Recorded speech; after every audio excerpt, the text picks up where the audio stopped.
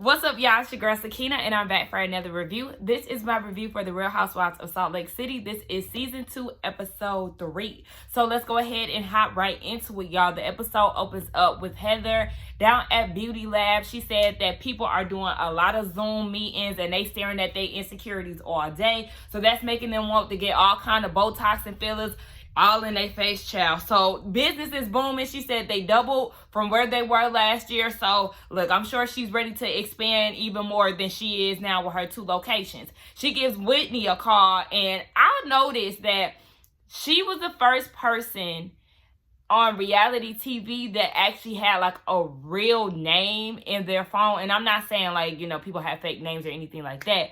But she had Whitney with a rose emoji. A lot of the time on these reality shows, y'all be peeping, they'll have like, Jen Shaw, Meredith, whatever her last name is. Like they'll have people's first and last names. And I'm like, why is this so formal? Like, I don't know. Ain't this your homegirl? Like, I got nicknames in my phone. Like my best friend, Left Hand, my cousin, my fave. Like, I just got different names. We got a cousin group text. That's cousin gang. Like, I just like to have specific names, like little names for people. But that's just my personal preference. But I noticed that. So they get into the conversation of, what's her name? Heather meeting up with Jen. And she was like, there was a lot of laughing. And we argued. And we did this. And then we end up being friends again. Girl, that's because you asked her. You practically begged for her friendship, which was weird. That's the reason why. Because, like I said, she would have been iced out in that igloo by herself.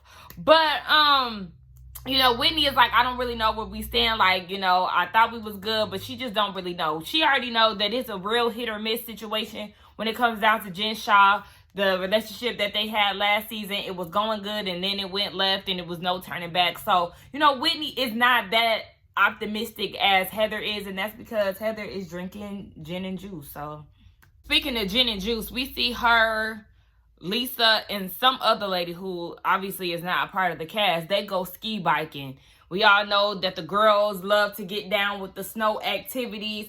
I mean, ski biking, it looked like something that I could do because I obviously can't ski, okay? Yeah, ski!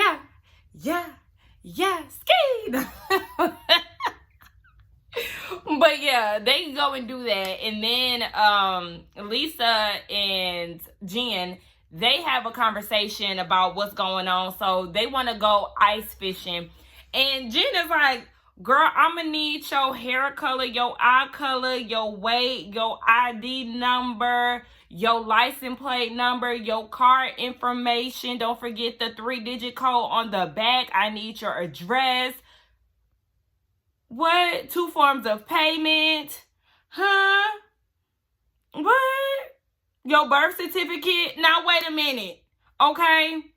Jen the scammer. I'm going to need you not to do that. Because then, did y'all realize before then, Lisa was like, I know you've been so busy with work. Yeah, and you about to be her next victim if you give her this information. No, ma'am. Jen, what? So, yeah, she claimed that it's for the ice fishing. But I'm still not understanding why you need her ID number to go fishing. If you need her weight because y'all gonna be walking on ice, okay, but you wanted all kind of shit. No, ma'am. So anyway, they get into the conversation of Jen and Heather, and Lisa doesn't understand the relationship. I mean, one could say the same thing about you and Jen because it came out of the blue. So we just as confused with you and Jen's relationship as we are with Jen and Heather's relationship, Lisa. Now she's saying as far as the blondes, she doesn't really know. She thinks that Heather is manipulative, but when it comes down to Whitney, wrong show. Whitney, she always wants to smoke with Lisa, and Lisa doesn't really get that. So they always do this awkward dance with each other. She said that she wishes that the blondes would take what she says for face value and not make assumptions. You always feel this way because they do make assumptions when it comes down to Lisa. I told y'all last season, I do feel like Lisa has a really nice side to her. I don't hate Lisa. Some things that she does are really snobbish, but I do feel like she does have a very nice side. And she showed that when the season premiered and they all were on Watch What Happens Live. Like, I seen something in Lisa that is really genuine and that is nice. I mean, y'all could call me gullible or whatever the case may be, but I do feel like there's a nice person in Lisa. Honey, then we get this scene with Mary and her son. Now, them sandwiches that they were eating, baby, I need to get me a toasty sandwich ASAP because, ooh, buttery toasty sandwich, yes, Lord. So, you know, she said that the bond is real with them. They're very close, and they talk about a lot of things. You know, she tells him to wear a condom because she don't want his little thing. Not thing, Sakina. But she don't want his peen to be purple. So, yeah, make sure that you use protection, sir. Now, she was like, your dad is telling me that you want to move out. Is that true? And he was like, sometimes he wants his freedom. He don't know how he gonna pay rent though. But it was just very hard for me to stay focused on this. Like, he's 18. It kind of threw me off when she was ordering the food and he was like, can I have a cookie? Boy, you 18. Just be like, yeah, mama, go ahead and throw a cookie on there. Like, I don't know. It's just like he was giving me little boy teeth. He's really giving me Riley Burris realness with his monotone dryness. Like, oh my gosh. Come on, guys. Give us a little something. I know everybody isn't comfortable in front of the camera, but he just seems like a very boring person. I'm sorry. You know, I love a kid with personality, honey. I'm not too fond of children, honey, but if you got personality, baby, I can be around you all day. If you make me laugh, if it's just there, then we here with it. But anyway, yeah, she wants him to join the military. Did I say that already? Yeah, she wants him to join the army because Robert Sr. is a part, or he was a part of the army, and that's the reason why he's successful. Girl, do not promote that black man to be a part of no white man's war. No, ma'am. No. Talking about he gonna be jumping out of planes and he might have to drown a little bit. No, do not promote that man to go to the army. I am totally against going to the military. I think not, especially not the army. Speaking of kids with personality, we see that Jenny, the new housewife, she's with her children. Every Saturday, her husband and her daughter, they do a science project because sis is real into science. We know she is all about her grades in school and education and all of that. And we love to see it. Now, after they do their science project, child, they was like, look, go ahead and clean this up. We seen the kids doing teamwork. I said, oh my gosh, I love this. See, this is what I would want my children to be like, okay? Do what I say. Be responsible. I don't want to hear no lip. Not saying that it's a dictatorship or anything like that, but, you know, just do what I ask and we can get along to go along and all of that good stuff. So, Jenny and Dewey, her husband, they go and have a private conversation. And he wants more kids. And this is upsetting her because in her confessional, she tells us that she had 9 miscarriages and 3 C-sections. That is a lot on a woman's body to have 9 miscarriages. And then on top of that, every birth that you've had was a C-section. No, that's not a healthy environment. That's not a healthy situation. That's risking her health as well as the baby's health. No. And then the fact that he was like not hearing what she was saying, she started to tear up about it. Like, no, I can't do this. And he was like, well, you know, I've looked it up and we can find other solutions. You're not hearing your wife. And now this is only the second time I've seen you. I think it might have been the third time. They might have been on every episode, but whatever. We just getting to know you, sir. And right now the odds are not in your favor because one thing about it, I cannot stand a man who would try to pressure a woman to have babies and not listen to what she's saying. You're being inconsiderate. You're not being thoughtful of your wife. And she said that she feels like he's being heartless because he's a doctor. Points deduced. Is it deduced? Reduced? Deducted. That's what I'm trying to say. It's early in the morning. Don't come for me. Heather is with her girls. It's like everybody's having these individual family moments. No, not really, actually, because Jen didn't have one. But nonetheless, she's with her daughters, and we learned that one of them is a ballerina, the middle child. Now, she's talking to her oldest daughter about college, you know, how she feels. Honey, get off of me. I'm filming. Back up. the oldest one is on her way to college. You know, she wants her to be wild. And she said, if you're going to make mistakes, make them now. Don't wait till you old like me. So, you know, just try to live your best life while you can. Not while you can, but while you're young. Well, shit, you don't even got to do it while you're young, child. Listen, live your best life through and through at all ages and stages of your life. Now, the oldest daughter said that she's not interested in going to the Mormon church. She don't want nothing to do with it. And then Heather was saying in her confessional that, child, they was Mormon down to the T. She said she wanted to raise 3 Mormon version blonde girls. I said, well, you got one redhead, so yeah, that wasn't gonna happen, Miss Ma'am. She said one of them went on a pioneer trail, child, had the pioneer outfits on. They was getting baptized. Was they getting baptized every Sunday? That's what it sounded like, baby. That's a whole lot of work. But her youngest two, they still want to go back. And Heather said, you know, I will be there for y'all. Not necessarily saying that I'm back with the Mormonism, but I'll be there so you won't have to go through it alone. I said, listen, being Mormon does not sound fun. It ain't for black people anyway, hell, so I really don't give a damn. So we see that Meredith is at the house with Bronx. And they looking at blazers, honey. I'm glad they show all the blazers that Meredith has worn since the show started. Because, girl, that's all you wear.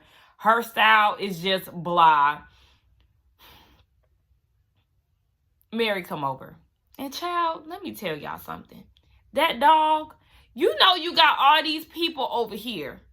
Why not put the dog in a room for a little bit or in a somewhere to where y'all don't have to catch him every time somebody comes, because Teddy is known to run out the house. And Teddy, stay your big ass off the table. That's the problem with white people. I've been meaning to mention this for the past 3 episodes. Y'all have that dog sitting on the table as if that's okay, and that's a problem for me. White people love trying to have their animals sit on the couch. The couch ain't even that big of a deal. I ain't even gonna flex. The couch, that's not a huge deal for me. But where you cook, I be damned if I let my dog get her ass on the dining room table. Get her ass on the couch. I said the couch. I meant the counter. Obviously, do I have a problem with pets getting on the couch? Look, my dogs don't get on the couch, and that's because I have short-haired dogs. My dogs shed. My dog, when she was a puppy, she used to sleep with me until her ass started getting older, and I was like, oh, I refuse to have dog hair in my motherfucking bed. I got her ass off of there. She got her own bed. You can't tell her nothing about her own bed because she don't play about her bed. So, long-haired dogs, I don't really have a problem with it. But them short-haired dogs, baby, you can't get your ass on the couch or in my bed. I think not. You definitely will not be getting on my counters, on my dining room tables, or anything of that sort, whether you're a long-haired dog or a short one. Cats, too. Fuck all of that. I done went on this whole rant about dogs. Now, anyway, Mary came over. She's one of the people that has come over, and the producers in the confessional was asking what she thinks about Meredith's style. And it took her a while to get it. And I still don't think that she really answered the question. But she said, you know, her style can be style. And, you know, that's good enough for Mary. I said, listen, Meredith's style is very here, okay? She thinks that she be out the box. But it's just like these out the box statements that you, or moments that you try to have. No. What the hell was that blazer with the arms that look like this, and then they had feathers poking out? Girl, your statements don't be saying nothing, girl. Hey, yo. Mary. What the fuck? Okay. All right, hold on. Okay. So, apparently, Mary and Marks have gotten closer because they both got a beef with Jen. You know, I can't stand shit like that. It's not genuine. It's like, oh yeah, we both don't like this person, so let's link up so we can talk shit about them type of thing. Brooks, take your ass out of the equation. Like, get off of camera. Get off of camera for real, because we don't like you, and it's just, we don't want this to be Meredith's storyline, but obviously it is. Here we are 3 episodes in, and they still talking about the same shit. So Brooks goes and talks to Mary, and he's like, yeah, it's just so frustrating. I get on Twitter, and it's just like, Jen is talking about me. And then here comes Meredith talking about, yeah, it's still crazy that she's saying these things. I'm with Mary. And she's saying all of this about your son, and you never thought to pick up the phone to call her? Okay, pull up. What's up, bitch? You sit here talking about my son like, what's good? Miley, what's good? Because what you're not going to do is keep talking about my son. We're not going to be doing none of that around here. I'm like, okay, that was a valid question. Thank you, Mary. Somebody had to say it because, I mean, you keep pouting about it, Meredith, but what you going to do? You going to post up or what? So they keep talking about Jen because Mary was like, yeah, she keep acting like this. She in her 50s. Hold on, wait, y'all got to be quiet. So I can poop. What? It just threw me off. Like, huh? She said that talking about Jen makes her have to pass gas, and she actually farted. Girl, who told you it was okay to be farting on their furniture? Who told you it was okay to be making them smell them fumes from your butt? Girl, absolutely not. The fact that she was so comfortable to do it really sent me. They was cracking up. But I forgot to mention that Meredith did say that Jen invited her to the ice fishing. And Mary said, okay, well, this will be the time. That's your open door, your open opportunity to confront her about talking shit about your son. Who would ever thought that I would actually be siding with Mary? She would be making a lot of sense, and her ass would be making me laugh like this. Let me find out I kind of like Mary a little bit. Now, the blondes on their way up to this fishing situation, and Whitney is very reluctant. You know, she don't want to see Lisa. She don't really want to see Jen like that. But last time, Jen did say when they was down at that hot tub, whatever the hell that was, they was in them bathtubs together, she said that she was going to drown Whitney in the lake behind her house. So Whitney brought a life jacket just in case somebody decides to do some drowning. And she was like, I mean, but maybe, not Meredith, child, all these names, but maybe Jen just wanted to break the ice. You know, she's a wordsmith today. I said, okay, Whitney. But we see that Lisa and Jenny, they're on their way. And Jenny did say that she met Meredith because Meredith may come, she may not. But last time Lisa checked, she's not going to come. Jenny said that she did meet Meredith through Lisa some time ago. And she did learn when there is conflict, Meredith iced people out. And that's a problem for Jenny. Girl, it's not affecting you, so I don't understand why you so bothered by that. Just let her handle the situation, how she handles it. If she wants to ice out Jen, she has the right to do so because Jen is taunting her son. You know, the whole mother bear thing. You will understand if you really had the details of what's going on. So, yeah. Now, all the girls arrive with the exception of Meredith, and Whitney introduces herself or whatever. She greets Jen with her life jacket on, you know, a bad joke, hee. Lisa greets Whitney with a hug, and Whitney is taken aback. Now, that yellow confessional look, it could have been something had you had a ponytail instead of like your hair back here and then some up front. Whitney, no, tuck it all in the back so we can see the dress for what it is, girl. Get it together. Also, I need them to stop acting as if Lisa is just going to pounce on them. Like, I don't know. I feel like the blondes are kind of playing victim a little bit, and it's getting kind of old. But this whole fishing situation, the fact that you gotta run over yonder to go get trout and all of that, baby, this does not seem exciting. Meredith get there and she like, look, enough of the pleasantries, bitch. What's popping? Because Jen talking about, I'm glad you came. And Meredith is like, yeah, some things been festering, honey. I feel like you got a lot of micro aggressions when it comes down to a young adult who is trying to figure out his sexuality. You keep trying to say things about my son. You're liking tweets. And Jen is getting frustrated, you know, per usual. I don't understand why you're saying things that I never said. Do I need to pull out the receipts? Okay, in the great words of Mariah Hawk. Yes, she did. Did I say Hawk or Hook? Child, you know what I'm trying to say. Anyway, she pulled out the receipts and was like, yeah, bitch, you definitely like this. Talking about my son is a sissy bitch. Now, I get this, that Brooks is trying to figure out his sexuality, and he may not have come out to his family. I get that. I know some of y'all in the comments was saying that as well. And y'all right. But at the same time, y'all, Brooks don't need to come out because it's written all over his face. He don't have to say a word. Now, he might be bisexual.